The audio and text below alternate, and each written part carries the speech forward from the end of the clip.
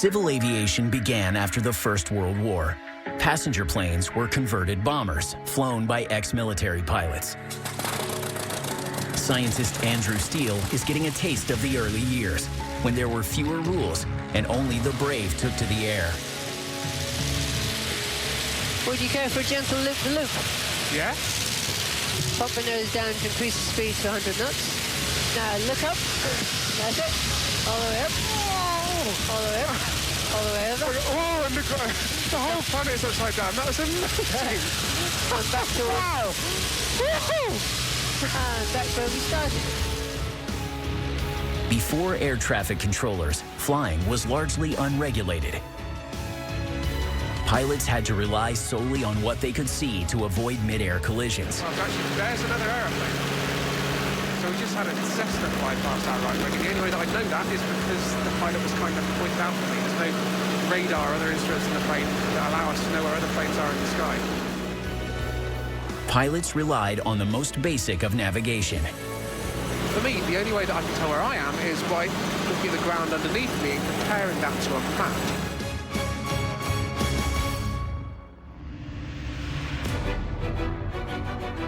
After World War I, landing strips used by fighter planes were converted to airports. And by the early 1920s, Croydon Airport, near London, was the busiest in the world. The skies quickly grew chaotic. It was clear that an air traffic solution was needed.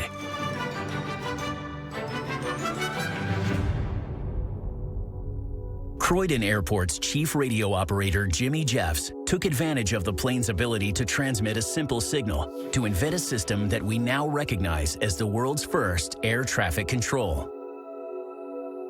The system they came up with was called triangulation, and it works like this. Imagine there's a plane over there, and I want to know exactly where it is. Now, I can get that plane to start broadcasting a radio signal. I can then look around and find out the direction in which that signal is strongest. And then I know that the plane is somewhere along that line. In order to work out exactly where it is, though, I'm going to need to go upstairs. The radio operators tracked the plane's signals from a tower. The tower gave them a bird's-eye view of the airfield.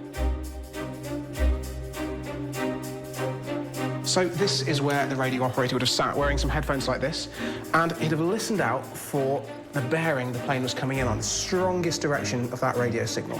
So if you listen carefully, there we go. I think the bearing is about 185 degrees. So it's time to move over to the triangulation chart. We're here in Croydon, and the bearing that I got was 185 degrees. And now we know the plane is somewhere along that line, but we don't know where. The great innovation from here in Croydon was to realise that we could ask another radio receiving station that also had a directional aerial. So we might try this one in Lymm. And these guys reported a bearing of 254 degrees. So let me just, there we go, line that up. Now, using these two bearings, you can see where they cross, X marks the spot. That's where the plane is. And if we want to be doubly sure, we could ask a third radio receiving station. So these guys up here in Fulham, they report a bearing of 206 degrees.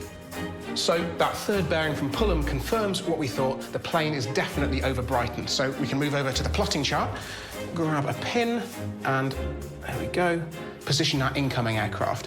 And now, not only do we know where that aircraft is, but we've got the positions of all the other aircraft too, so we can make sure they're not going to crash into each other. Thanks to Jimmy Jeff's innovation, pilots now knew where they were and could find destinations, making scheduled flights a reality. In 1922, Jeffs was issued with Air Traffic Control License number 1, making him the world's first air traffic controller.